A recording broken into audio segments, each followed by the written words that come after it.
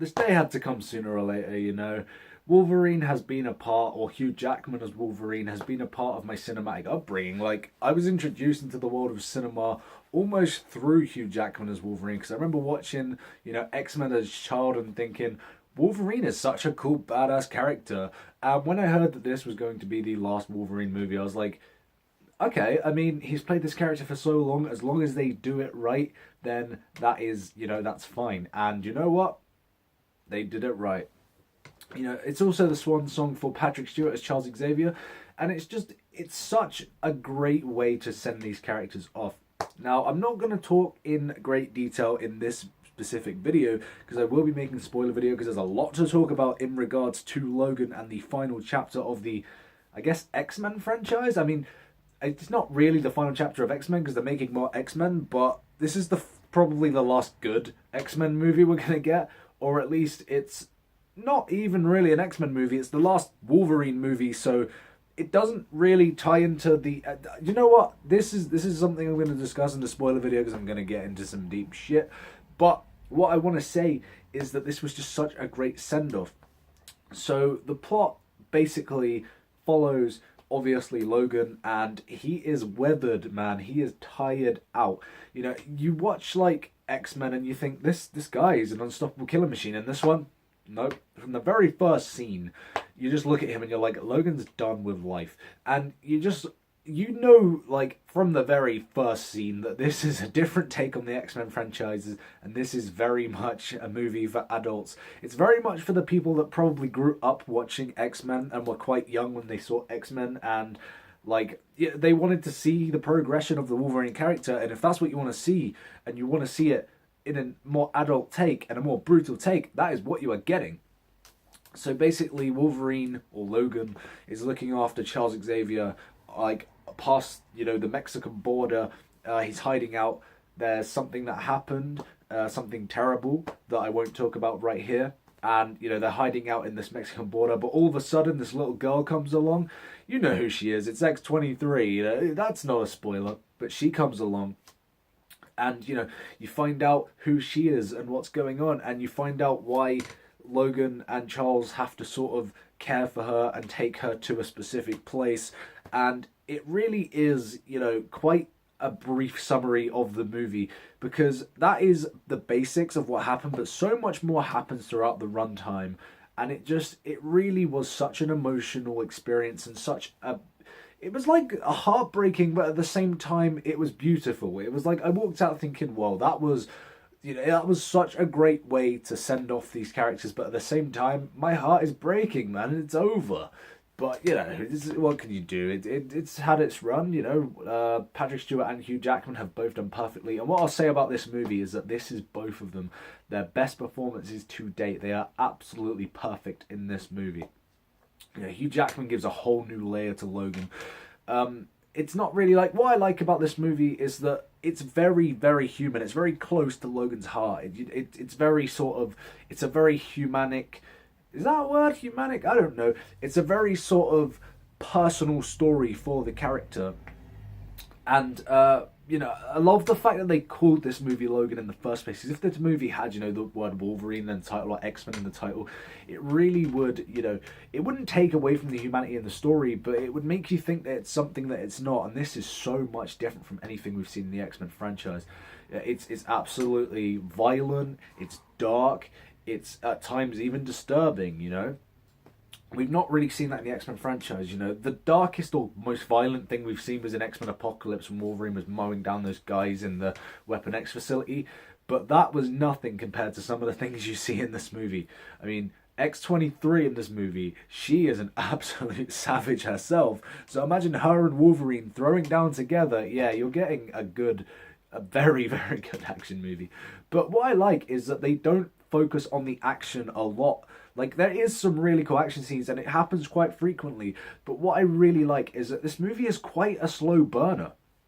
So you're watching it, and for a lot of time, it's dialogue, and it's it's slow, and you're like, okay, it's just really good character development. You know, you get to see in great detail, like in really close-up detail, how Logan is struggling, and how Charles is struggling. And the first time you see both these characters in this movie, you will think, if you're a fan of X-Men, it will upset you. And I'm not going to sugarcoat that. It will make you sad to see where they are at in their lives at this point.